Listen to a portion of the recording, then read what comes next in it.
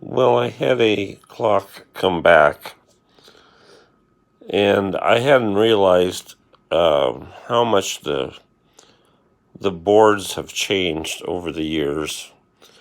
This has got to be one of the first clocks that I ever built.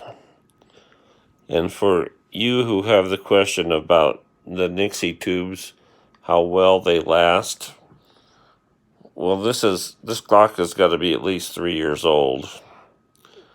And as you can see, the Nixie clocks or the Nixie tubes are just as bright as they were the day that I put them in.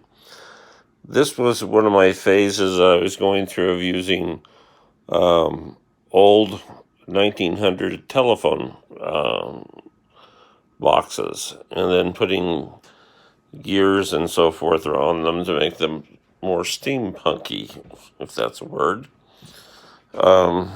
Anyway, I just thought you, as my customers, would like to see one of my early clocks, and hopefully I have improved. It's a nice looking clock. It has some issues. I kind of remember using those copper patches on top to cover big nasty holes.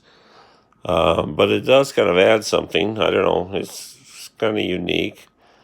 It does have a nice meter that works just great still, lit from the bottom. I would probably light it from above if I was doing it now. But it is still working, and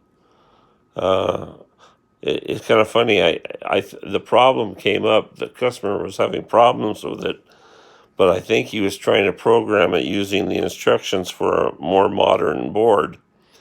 I had to go back to the original ones that the designer had made. This is a